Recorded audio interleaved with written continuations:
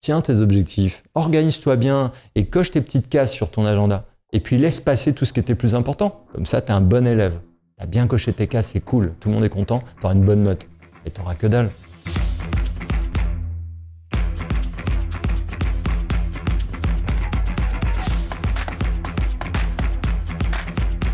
S'il y a bien l'art du storytelling qui s'exprime quelque part, c'est dans le recrutement.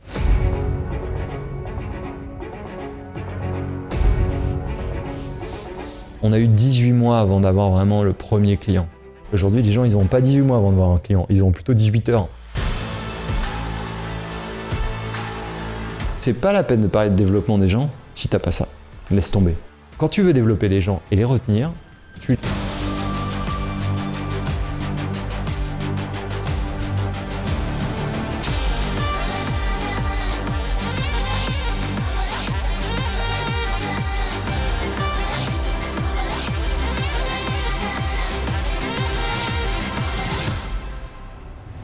Les grands managers pour moi sont ceux qui savent ce qui est important, ils savent ce qui n'est pas et parfois contre l'avis de tous. Si tu as manqué la première partie de cette interview, je t'invite à cliquer sur la fiche info en haut à droite. Il y a plein d'études qui montrent typiquement qu'en recrutement, un process de recrutement qui est trop chaotique et qui n'aide pas l'équipe ou le recruteur ou le manager à faire attention aux biais, ce qu'elles disent, c'est que si tu poses des questions différentes à chaque candidat pour un même poste, eh ben, tu augmentes tes chances de te biaiser parce qu'avec l'un, tu lui parles de The Last Dance qui va créer plein d'émotions dans ton corps. Et si à l'autre, tu lui parles de quelque chose qui t'intéresse pas, ben déjà, en fait, par le sujet, tu as changé ta chimie. J'aimerais qu'on creuse comment tu prends des décisions aujourd'hui, comment tu ressens ton cœur. Quand je recrutais, je posais des questions vraiment de la vie de tous les jours et des outils, puisqu'on va faire un outil. Je prenais le smartphone et je disais quelle app t'aimes bien, toi?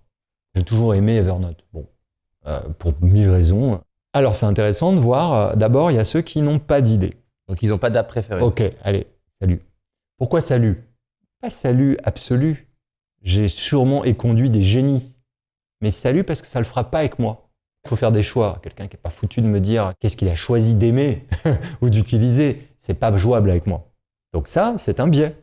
La différence entre un biais et de la culture, c'est que le biais, c'est conscientisé, c'est choisi, t'as tamponné et ça devient un élément de culture. Alors que ce qu'on appelle un biais cognitif, c'est quelque chose dont tu ne te rends pas compte, qui influence tes choix malgré toi, en fait. Est-ce que les gens qui me disaient Evernote gagnaient plus de points que ceux qui me donnaient une appli que je détestais?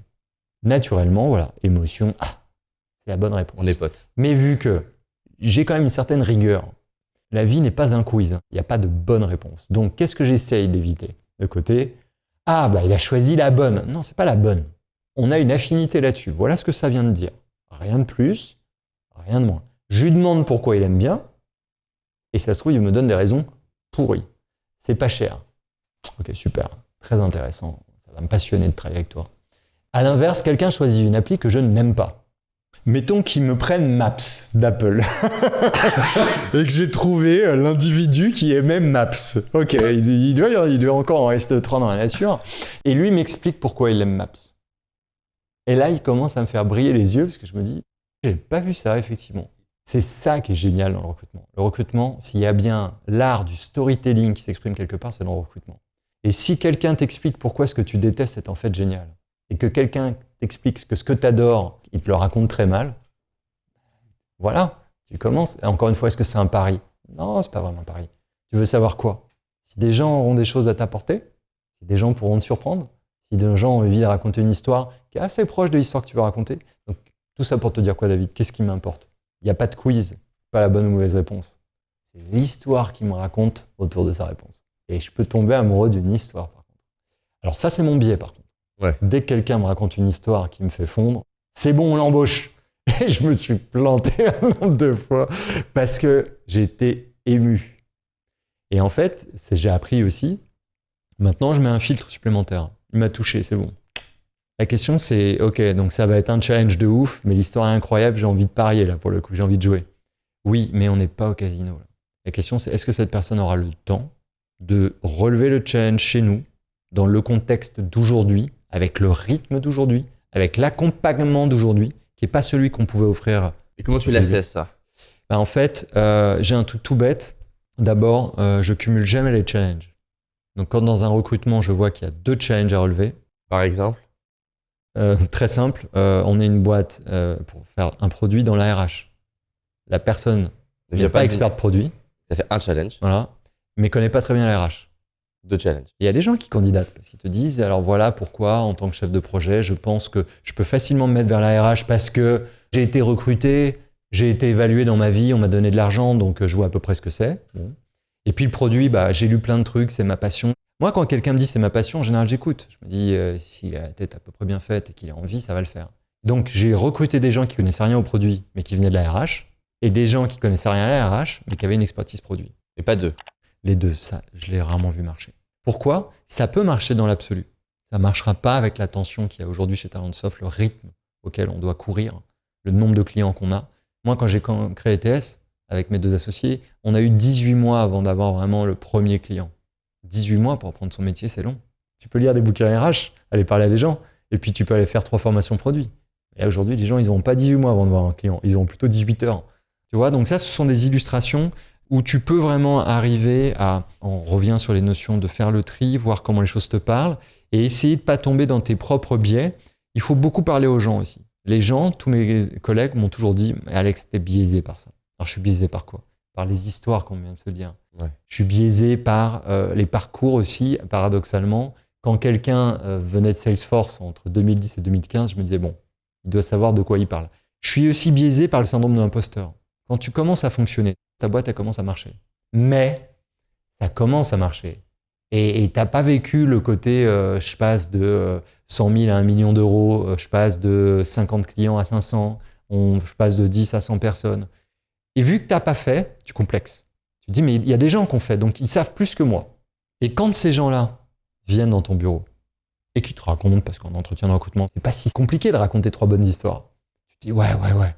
Il va m'apprendre plein de trucs et tu l'embauches. Et d'autant plus quand tu ne l'as pas fait toi-même, Bah oui. encore plus dur de la cesser. Tu commences à voir que ce qu'il te dit est bullshit ou pas, et puis tu complexes. Donc tu te dis, bah, de toute façon, je vais pas le challenger, il l'a fait, pas moi.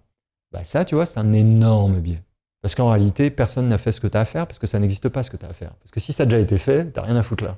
Tu vas faire quelque chose qui n'a jamais été fait. Par contre, des gens, encore une fois, ils ont relevé le challenge du passage de 100 à 1000. Mais ok, mais donc ils vont t'apprendre des choses, mais toi, tu as plein de choses à leur apprendre aussi. Donc ça, on a pris conscience avec mes 2 associés avec le temps. On a fait plein d'erreurs là-dessus. On complexait. En fait, on n'aurait pas dû. Donc tiens, alors ça pose une question là-dessus que moi je me pose en ce moment. On est en plein recrutement, donc ça tombe très bien comme sujet. Il y a plusieurs écoles qui se dessinent entre les personnes qui vont aller chercher des jeunes sortis d'école, ultra brillants, driven, qui ont un potentiel de malade et qui vont façonner, c'est pas péjoratif, dans la culture. Et façonner, entre guillemets, oui et non, dans le sens que c'est aussi des gens qui, quelque part, de base, matchent avec la culture. Ils vont les prendre jeunes. T'en as d'autres, alors typiquement Loïc Soubéran. Et dans un podcast, là, il disait qu'entre sa première boîte qui était Tids, la deuxième, Swile, il disait que pour lui, il avait fait une erreur dans sa première boîte de recruter trop des juniors et que là, il avait choisi d'aller plutôt chercher des seniors. Ça m'intéresse d'avoir ta lecture sur ce dilemme, ce nouveau paradoxe que j'ai dans ma tête. On s'est fait les mêmes réflexions. Alors, je pense que tu le réinviteras dans ton podcast dans 3 ans et dire j'ai trop recruté de seniors. Parce que, évidemment, il y a des juniors, parce que souvent les seniors, tu peux pas les payer, mais ils veulent pas venir te voir et tout, donc tu te retrouves qu'avec des gamins. On a quand même fait Talentsoft avec des gamins. Et ça restera mes meilleurs souvenirs de Talentsoft, c'est Talentsoft avec les gamins. Parce que ce côté qu'on prête un peu aux Américains, ils voient pas pourquoi c'est pas possible. J'ai jamais mis les pieds dans une boîte. Il n'y a pas de repère, il n'y a pas de cadre. Donc, bah, c'est toi qui les mets. Donc, si je te dis, mais ce truc-là, non, bah, ça n'a jamais été fait, mais je vois pas pourquoi ce serait pas fait. Ils te regardent, en général, te disent, bah ouais, pourquoi ce serait pas fait? Ils n'ont pas appris toutes les limites qu'on inculque aux gens. Hein. Il est avéré dans les sciences de l'éducation que quand tu demandes à des enfants de 5 ans de résoudre un problème, puis 10, puis 15, l'école leur a bien appris à ne plus être créatif parce qu'on t'a bien appris ce qui se pouvait ou ce qui se pouvait pas. Donc de la même façon, les juniors ont ça. La seule chose, c'est que le temps de l'apprentissage est souvent long. Alors tu te tournes vers les seniors en disant, c'est bon, ils ont déjà les armes. Et c'est en partie vrai. Donc moi, c'est très simple maintenant. Ce qui m'intéresse, c'est de combiner 2 choses. Quelle est la capacité d'apprentissage des juniors? Est-ce qu'ils peuvent courir vite? Moi, j'ai besoin d'histoire. Les gens ont une vie, même à 23 ans, ont une vie avant toi, mais une vie personnelle. Faut pas segmenter, parce qu'à 23 ans, professionnellement, quelqu'un n'aura rien à te raconter. Et après, tu prends les seniors, eux, ils vont te raconter une histoire pour te dire, voilà pourquoi tu as besoin de ça et je sais déjà le faire. Donc voilà pourquoi je suis une bonne embauche.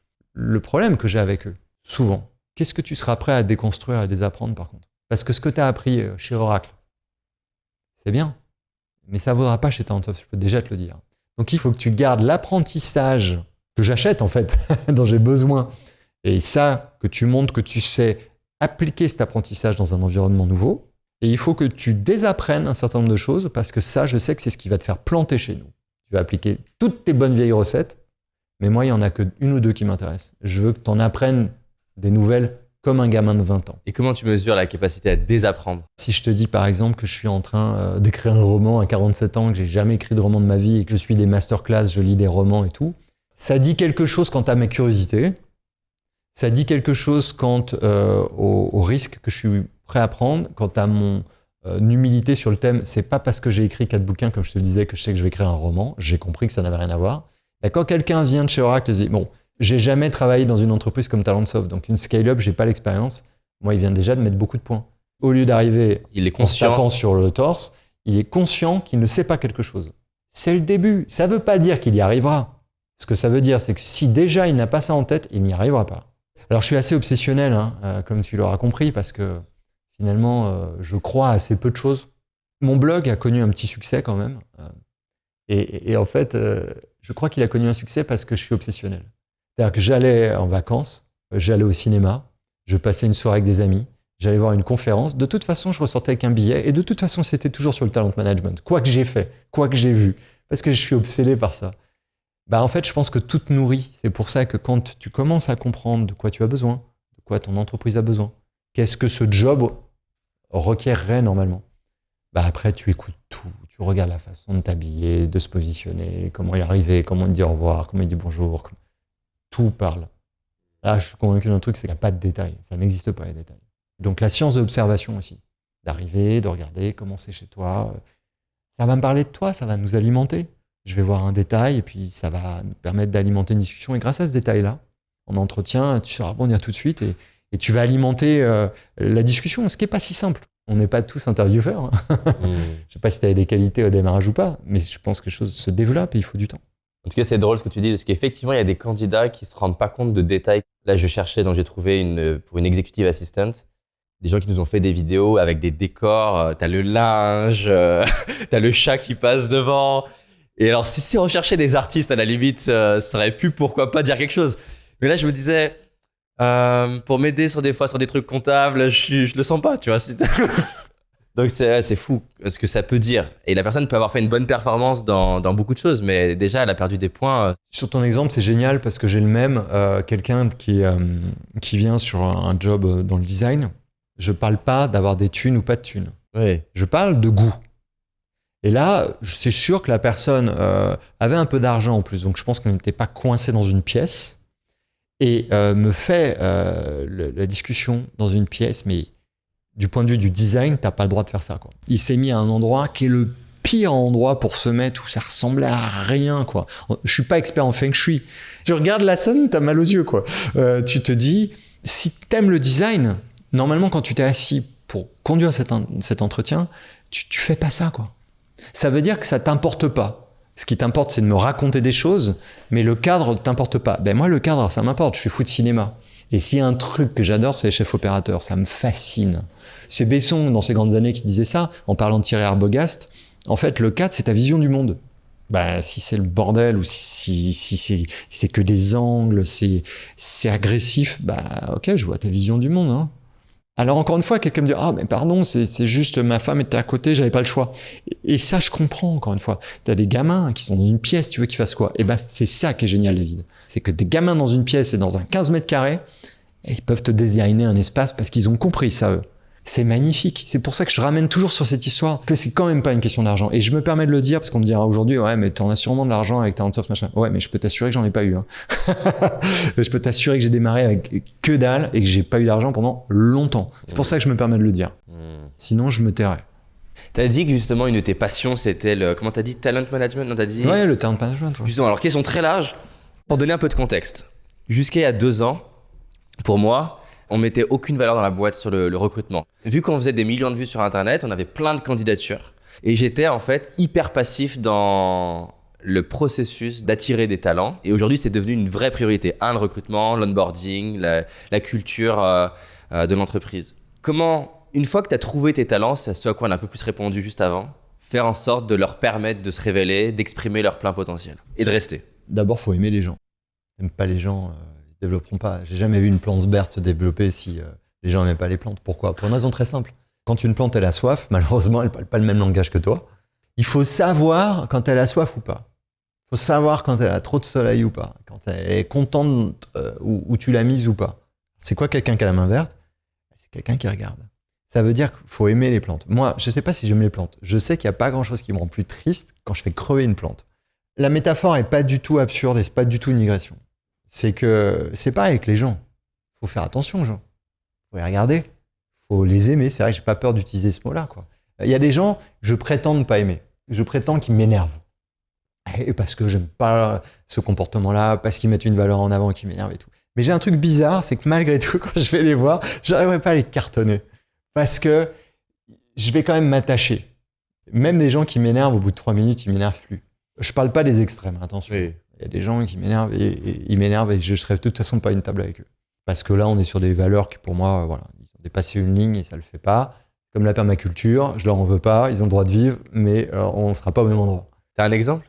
Oui, je vais te donner de la palissade, hein, mais je voue une très très faible admiration pour les gens qui discriminent au recrutement sur la couleur de peau, par exemple. Bah là, oui, c'est un être humain, il a le droit de vivre, il a tout ça, mais on fera pas affaire, quoi. Et je chercherai pas à savoir pourquoi ils considèrent que il faut pas recruter des noirs. Non, ça va pas le faire avec moi. Donc du coup, dans cette optique-là, il faut aimer les gens, faire attention aux gens, et c'est très simple, ça s'appelle le lien. Quand tu es avec quelqu'un, tu essayes d'être présent à cette personne. Donc ça, c'est la première chose. Parce que c'est pas la peine de parler de développement des gens si t'as pas ça. Laisse tomber.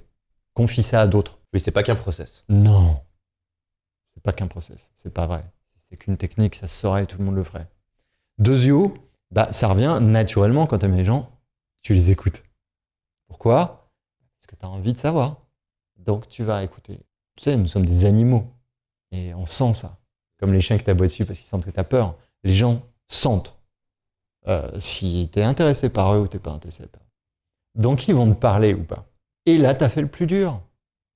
Parce qu'une fois que quelqu'un te livre qui va bien, qui va pas bien, qu'il est heureux dans ce job ou pas, qu'en fait, ce qu'il aimerait faire, c'est ça ou pas, qu'en fait, il n'est pas heureux où il est, mais il a besoin de thunes, c'est pour ça qu'il reste, eh ben c'est fini. Trouver une solution, c'est facile. Ce qui est dur, c'est d'arriver à toucher le problème du doigt. D'ailleurs, c'est ce que disent tous les psys. Quelqu'un qui a mis les pieds dans leur cabinet a fait 50% du chemin. Le plus dur, c'est d'avoir pris conscience que tu as un problème et d'avoir pris ton courage à deux mains pour aller confronter à ce problème. Quand tu veux développer les gens et les retenir, tu les aimes, tu les écoutes. Troisième chose, et tu lâches le côté, encore une fois, ça se peut ou pas. Chez nous, il y a vraiment des gens qui ont fait des shifts. Le plus drôle en date, c'est une fille que j'adore, qui est la responsable de la com interne de Talentsoft, qui va passer à la finance. Alors là, tu vois, moi, ce shift, je l'avais pas. des comptables qui veulent devenir prof de yoga ou sophrologue, j'en connais plein, en se disant, au bout d'un moment, j'en ai marre, là. C'est trop répétitif. Mais alors, des gens qui sont responsables de la com interne, qui font les événements et tout, avec la visibilité que ça amène et tout, qui disent, non, mais moi, je préfère m'occuper d'un truc très administratif là, dans l'équipe finance, j'en connais moins. C'est la beauté de l'humain. En fait, quand tu creuses, cette femme est passionnée d'administratif. Pourquoi? Et en fait, quand on va creuser, tu te rendras compte que c'est la satisfaction immédiate de la résolution de quelque chose de simple. Et donc, tous les jours, tu peux être satisfait dans ta résolution de problème, qui est l'inverse d'un entrepreneur où tu fais un il n'y a pari, pas de fin, quoi. Tu fais un pari et tu as une réponse dans 6 mois. Quoi. Voilà. Et donc, en fait, encore une fois, quand tu écoutes les gens, tu comprends. Alors, ça ne veut pas dire qu'il faut comprendre la psychologie des gens forcément pour accéder à sa demande. Mais en fait, naturellement, si elle te l'a livré à toi, c'est parce qu'elle savait que tu pourrais l'écouter. Et du coup, on l'a aidée. Et du coup, elle va le faire, le move. Donc, si tu veux, voilà, les solutions, c'est pas le sujet. Top. Petite parenthèse sur une question, on va parler d'histoire. C'est une question qui apporte beaucoup à l'audience. On voit sur Instagram et sur BFM TV souvent un côté lissé de l'entrepreneuriat. Et du coup, ça crée cette image pour beaucoup de gens que les entrepreneurs à succès, tout est facile pour eux, tout marche du premier coup.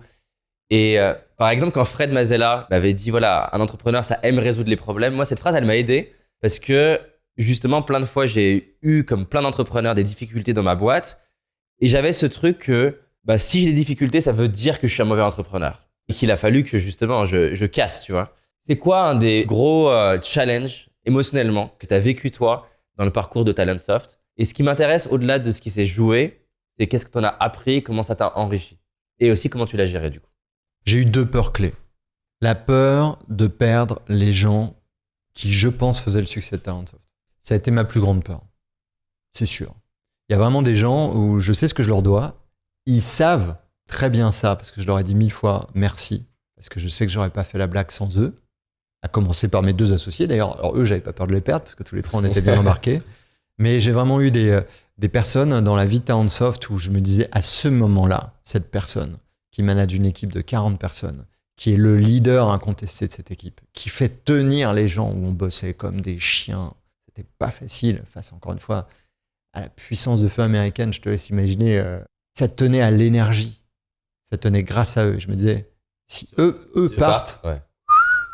Voilà. Donc là, j'ai vraiment eu peur souvent. Et évidemment, ça n'a pas manqué d'arriver. Et là, je me suis dit, comment on va faire? Tu sais, c'est cet excellent philosophe John Rambo qui disait dans Rambo 2 qu'on personne n'est irremplaçable.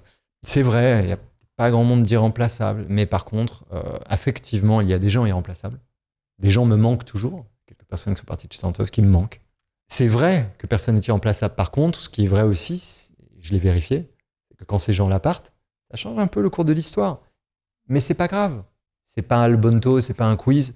Et c'est une trajectoire un peu différente qui se fait. Ça veut pas dire qu'elle est pas bien. Ouais. La seule chose, c'est que je suis un humain. Ouais. Parfois, je suis attaché à une trajectoire. Je suis attaché à des gens, je suis attaché à des valeurs, je suis attaché à une manière.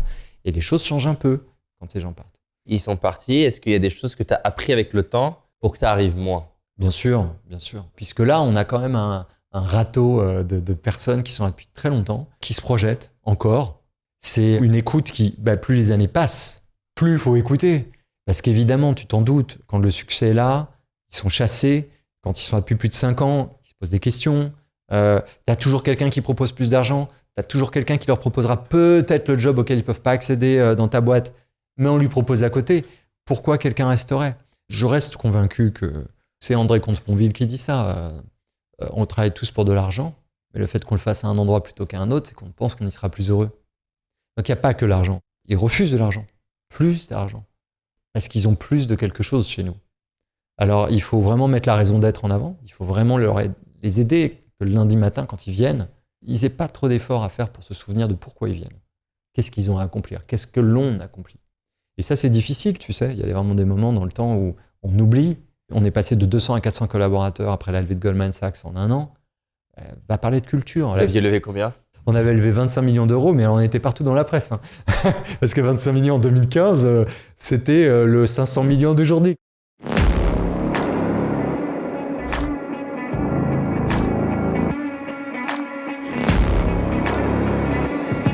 Business Tribe organise The Game, un événement inédit réservé aux entrepreneurs qui cartonnent déjà et animés à l'idée de transformer la vie de leurs clients et de leurs équipes. The Game, c'est un événement inédit de 3 jours pour profiter des stratégies avancées d'intervenants brillants, pratiquer lors de sessions de travail organisées et repartir de ces 3 jours en ayant bien avancé sur ce truc qui compte pour faire croître ton activité. Rejoins la liste d'attente dès maintenant pour être informé en avant-première de l'ouverture des inscriptions. Je ne comprends pas pourquoi il n'y a pas plus d'essor de la green economy. Ça, j'ai une vraie question. Il y a un vrai regret. Il n'y a pas assez consacré à ça.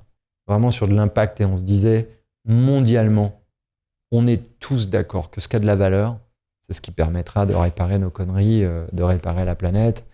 Et donc, on va valoriser ça à mort tous. Et c'est comme une sorte d'imaginaire collectif. Ça devient vrai parce que ça rentre dans l'imaginaire collectif. Mais je ne vois pas cet imaginaire collectif. Est-ce qu'il y a un vrai intérêt qui émergent. Mais quand tu dis ça, c'est dans le sens de boîtes qui ont pour mission de résoudre quelque chose à ce Oui, niveau-là. c'est-à-dire que là, en ce moment, tu as des intelligences artificielles qui sont en train de réparer les récifs coralliens à l'autre bout du monde. C'est capital. J'étais au musée de l'évolution ce week-end. Quand tu vois l'importance des récifs coralliens et que tu comprends vraiment la notion d'écosystème, que ça nourrit des poissons qui en nourrissent d'autres et ainsi de suite, et tu te dis, mais comment ça se fait que ce ne sont pas les entreprises qui font des IA pour réparer ça, qui lèvent en ce moment, pourquoi pas lever même $1 milliard pour cette entreprise-là. Et puis personne ne connaît, je ne sais pas si tu en avais entendu parler. Non. Ces entreprises qui aujourd'hui essayent de faire des capteurs dans les forêts, dont en Amazonie, pour parer à la déforestation et qui déclenchaient des alarmes dès qu'il y a ça et l'empêcher. Tout ça, c'est crucial en fait.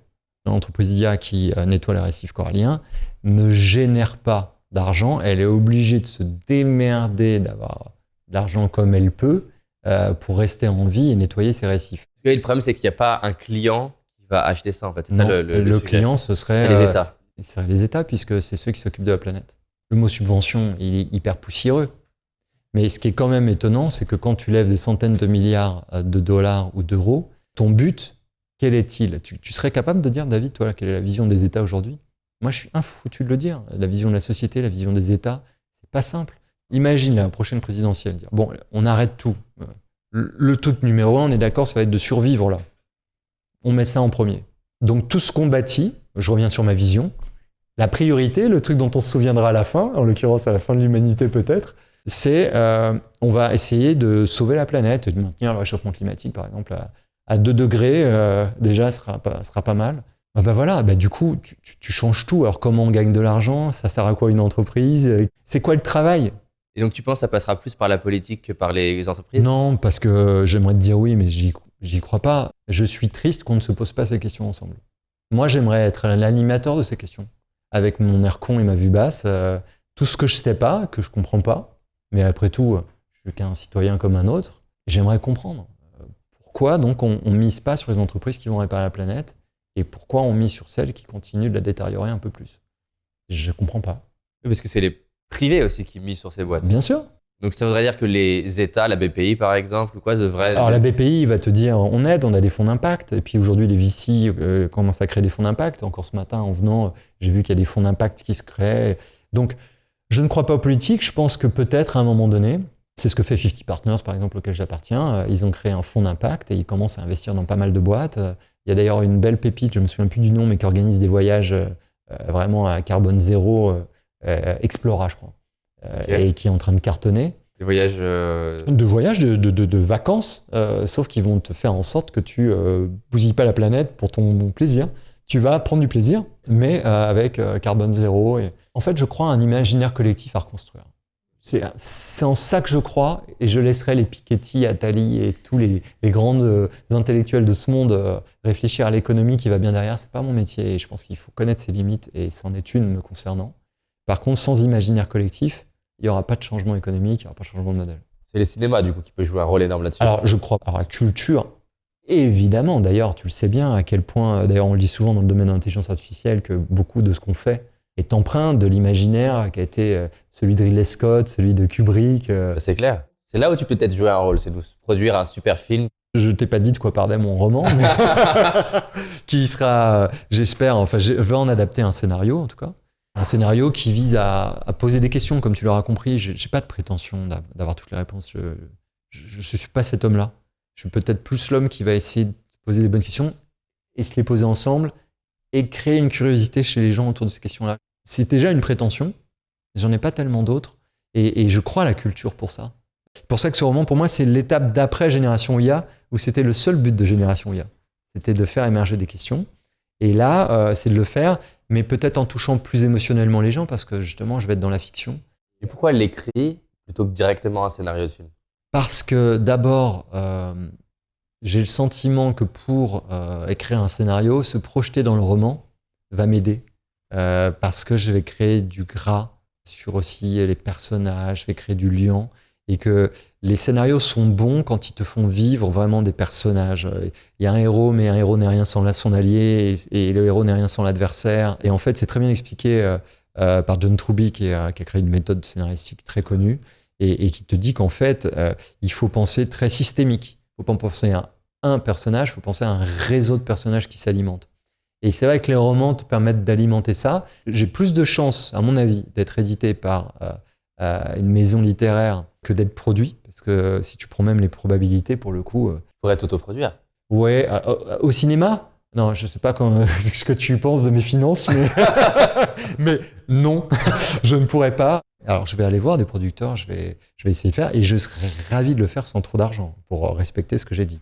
Mais je pénètre un monde nouveau. Je suis passionné de cinéma, j'épluche beaucoup de scénarios. En tout cas, rencontre Marc Simoncini, parce qu'il a l'air, en tout cas, d'être sensible à l'écologie, sensible au cinéma. Angel, ce qu'il fait, c'est qu'il fait pour ça. Je ne pense vraiment pas qu'ils se disent « Tiens, j'ai trouvé un truc pour gagner plein d'argent ». Je le connais pas personnellement, mais je suis convaincu que voilà, il veut contribuer et on sent qu'il est sincère, qu'il n'a pas besoin de faire ça et que s'il aime juste le vélo, il en existe plein, il n'avait pas besoin d'en créer un. Donc, Puis c'est normal aussi quand tu te calmes un peu, quand tu as gagné un peu d'argent, quand tu as coché quelques cases qui, en tant qu'individu, en tant que citoyen, sont importantes pour toi dans ton épanouissement. C'est toujours ce que je dis. C'est très compliqué de dire, tu sais, en fait, l'argent ne fait pas le bonheur. C'est pas simple quand on n'a pas du tout d'entendre ça. Parce qu'on nous élève l'imaginaire collectif, notamment. Et beaucoup là sur le fait que, ouais, mais enfin, il faut quand même de l'argent pour faire ça, ça, ça. Et sans ça, ça, ça, c'est pas facile d'être heureux.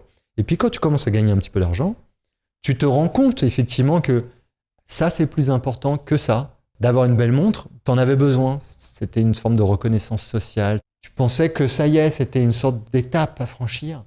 En fait, tu te rends compte que cette étape est assez vaine. Mais avant de l'avoir, est-ce que tu peux vraiment le conscientiser? Ça, c'est un truc dont j'aimerais bien aussi qu'on parle dans les écoles, après quoi on court, qu'est-ce qui a de la valeur ou pas, et de se questionner ensemble là-dessus, tu vois. L'école aussi, ça a réinventé. On se pose pas les bonnes questions à l'école, majoritairement. L'école, c'est un beau chantier. Un beau et très compliqué. C'est Fleur Pellerin une fois qui m'avait dit « Waouh, j'ai essayé d'y mettre un petit doigt et c'est le truc le plus compliqué. Parce que de toute façon, si tu bouges le petit doigt, si c'est pas les parents, c'est les enseignants. Si c'est pas les enseignants, c'est les syndicats. C'est très compliqué, mais il y a un peu tout à revoir aussi, quoi. C'est clair. Alors justement, pour finir sur ce qu'on disait, la mission, positionnement, branding, l'histoire de ta boîte, ça m'intéresse de t'entendre là-dessus. Tu parlais de Salesforce, d'Apple.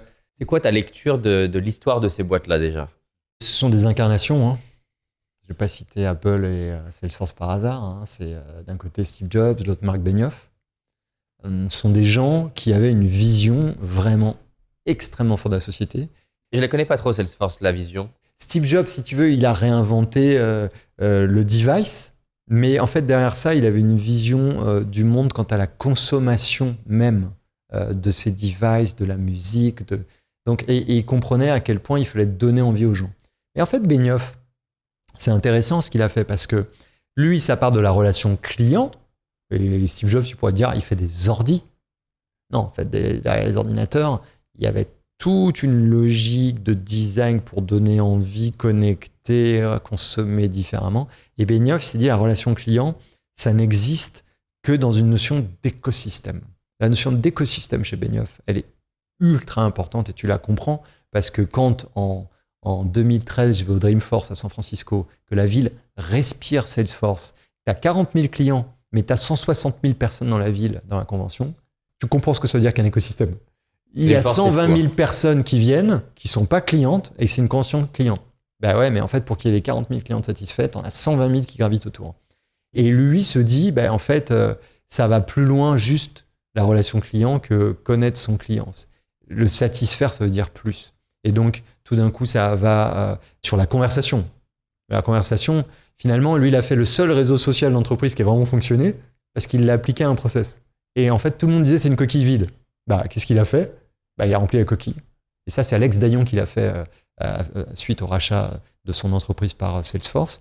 Donc, cette vision de l'écosystème, de l'aspect systémique du business, il a compris ça, je pense, très, très, très, très vite. Et il a compris la puissance de l'implication de l'individu avec son modèle de vie to mum qu'il explique dans son premier bouquin, où il dit « Je mets mes objectifs, moi, Marc Benioff, je vois comment ils se déclinent sur le râteau du tout, puis du tout, puis du tout, jusqu'à standardiste. » pour que chacun comprenne comment il impacte l'ensemble, ce qui est encore très systémique, mais cette fois-ci inside, pas vis-à-vis du client. Donc si tu veux, cette notion de systémique, cette notion d'alignement, cette notion de contribution individuelle Et aussi ce côté one-one-one où vraiment il a très très très vite mis à contribution tous les gens qui travaillent chez Salesforce pour aider au bien commun, travailler dans l'associatif. Comme toujours, ses détracteurs diront 1 millier de choses négatives sur lui. Ouais. À date, il est toujours amoureux de sa boîte parce qu'il y est toujours. Il continue d'innover avec sa boîte. Et je trouve que ce sont des entrepreneurs qui ont des visions, qui l'incarnent. Ils sont fous. Ils sont parfois odieux. Je ne connais pas vraiment Benioff pour le coup là-dessus. Steve Jobs, c'est une notoriété publique. Il pouvait être infect. Et moi qui travaillais 6 ans en prestataire pour Apple, je commençais avec eux. Je voyais effectivement les histoires de l'intérieur. Je suis arrivé pas très très loin de lui en termes d'histoire, justement. Il détestait la France, by the way, parce qu'au moment où il a voulu mettre des magasins, le premier Apple Store à la place de 8 tons sur les champs, au moment où il a sorti l'iPod avec la notion de droit d'auteur, d'iTunes, iPod avec tous les droits d'auteur, en fait, la France ne faisait que l'emmerder et compliquer ses plans. C'est pour ça qu'il a arrêté le Salon de Versailles. Parce qu'on l'emmerdait. Et il a détesté, il a boycotté la France. Mais j'ai vu les robinets se fermer du jour au lendemain. C'est spectaculaire. Ils sont fous. Mais en fait, faut être fou pour vouloir changer un business, une planète, un mode de vision d'un objet. Faut être complètement dingue, en fait. Après, il faut des gens pour cadrer les dingues. Donc, c'est la notion d'équipe qui va compter. Et d'ailleurs, c'est toujours intéressant. Jobs serait rien sans Jonathan Ive. Et puis, Benioff a été très bien entouré aussi de Parker, d'Alex Dayon. Ouais, je crois aux équipes aussi. Donc, c'est vrai que ces boîtes-là, pour moi, c'est l'incarnation. Et d'ailleurs, quand ils partent, et avec tout le respect que j'ai pour Tim Cook, qui continue de faire beaucoup d'argent. Est-ce qu'en termes d'innovation, on reconnaît la même puissance d'innovation à Apple aujourd'hui quand tu vois que tout est ciblé sur la sécurité? Ils ont compris. Ils prennent toujours bien le pouls de l'époque. Ils ont compris à quel point la sécurité de données était clé. Après, en ce qui concerne l'innovation, je ne sais pas si la sécurité des données, c'est le sujet qui me passionne le plus. Oui, c'est peut-être pas la mission numéro 1 d'Apple. Je serais curieux de voir comment Steve Jobs regarde ça. C'est un vrai sujet aussi, hein. Comment faire évoluer ta boîte après toi. Je crois à la notion de... J'aime bien la notion d'héritage. C'est le moment de vérité. Est-ce que tu as créé, en fait, un monstre qui ne valait que par toi et ton incarnation? Ou est-ce que tu as créé une équipe, une culture, sans que ça tombe dans une secte, hein, mais des gens qui sont prêts à se battre pour que tes valeurs perdurent? Ça, c'est intéressant, c'est une épreuve de vérité. Je pense que c'est souvent douloureux pour les fondateurs. Des questions hyper courtes, rapides. Elon Musk ou Steve Jobs, justement? Steve m'a plus inspiré. Est-ce que tu as un livre business préféré? J'aime beaucoup le dilemme de l'innovateur. Ok. Voilà, celui-là m'a aidé beaucoup. Ouais, il est super bien noté sur Amazon. Ah ouais. En fait, ça te parle du timing. Est-ce qu'il faut avoir raison un peu avant les autres, mais pas trop. Et il te donne les moyens de patienter, en gros, ce bouquin. Trop bien. Est-ce que tu as une citation préférée? Tu nous en as donné plusieurs, d'ailleurs, dans ce podcast. C'est impossible parce que ça n'a pas déjà été fait. C'est une de celles que je préfère. Impossible, ça ne veut rien dire. Ouais. Est-ce qu'il y a un mauvais conseil qu'on donne trop souvent, selon toi, aux entrepreneurs? C'est qu'on peut réussir avec n'importe quel produit, sur n'importe quel business, pour peu qu'on s'y prenne bien. Ouais, je ne suis pas trop d'accord. Je pense qu'il faut quand même être concerné. Il faut que ça nous touche. Je pense qu'il faut que ça nous touche quasi personnellement. Est-ce que tu as une app préférée autre que Evernote? Écoute, je peux te dire qu'en tout cas, celle que j'utilise le plus doit quand même être Google Maps, parce que Maps est devenu finalement mon logiciel de navigation pour tout ce qui a trait à la restauration, les fringues et tout. Je ne passe plus par Google, je passe par Maps directement, parce que dessus, j'ai les notations, j'ai l'itinéraire, je peux appeler, je peux les mettre dans mes favoris. Mais j'ai envie de te dire que toujours dans les vieilleries, l'app dont je suis toujours amoureux et qui m'émerveille, toujours, étonnamment, c'est Shazam. Parce que ça a été créé quasiment day one. 14 ans après la création de l'iPhone, c'est toujours là. Je ne crois pas que ça a été remplacé, même si d'autres le font. Et il y a un aspect magique et l'émerveillement continue 14 ans après. Je suis toujours amoureux de cette appli.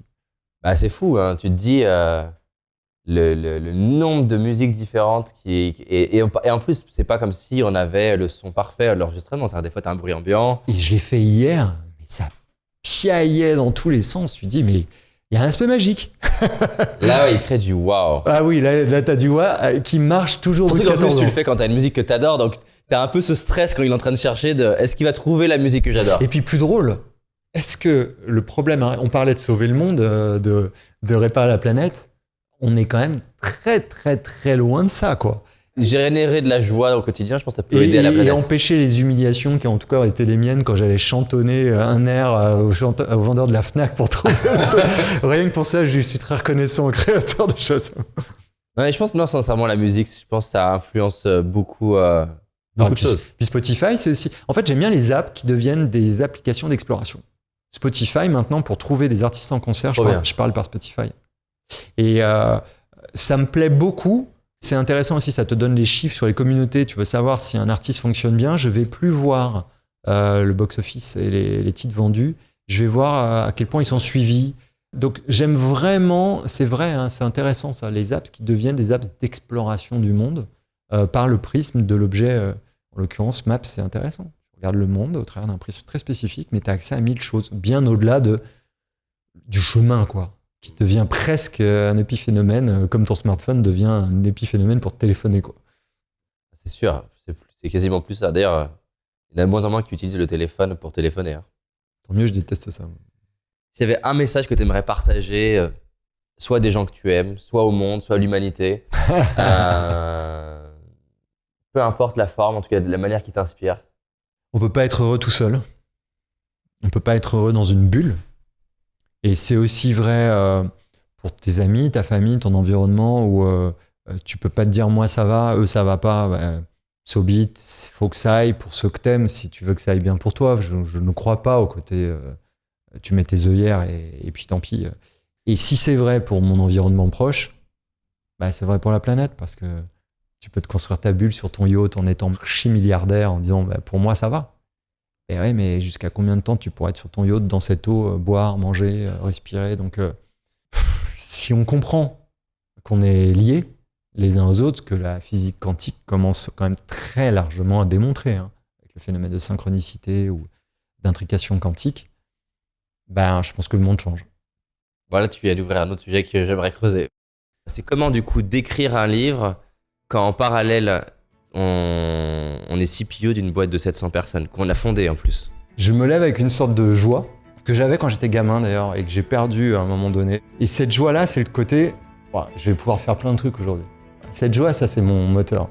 Du coup, c'est pas du travail parce que j'ai vraiment envie de finir ma vie en me disant voilà, le sens de ma vie c'était de faire ça et j'ai fait ça.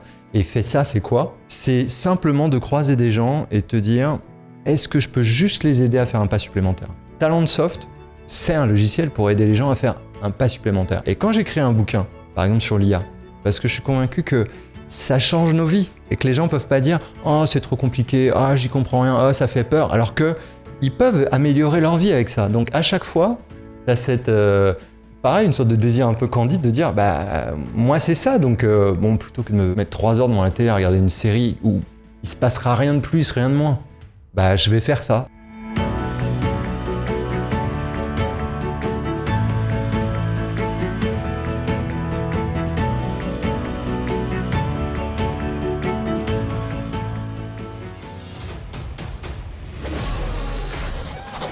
J'espère que la vidéo t'a plu, en tout cas ça a été beaucoup de boulot. Je souhaite vraiment que peu importe le regard des autres, peu importe la peur d'échouer, tu fonces et tu ailles réaliser tes rêves. J'ai identifié 6 obsessions contre-intuitives que les gros entrepreneurs ont et qui font leurs résultats. Quand je dis gros, je parle d'Elon Musk, Steve Jobs, Jeff Bezos, Warren Buffett. Ces 6 obsessions ont permis à mon entreprise de décoller et ont permis à certains de mes clients de faire jusqu'à x10 la même année. Donc si ça te dit, tu as envie de recevoir ça, je te l'envoie dans ta boîte mail, clique juste ici et tu vas le recevoir. Fais-le maintenant car je change régulièrement de vidéos gratuites. Rappelle-toi, cette année c'est notre année et on avance ensemble.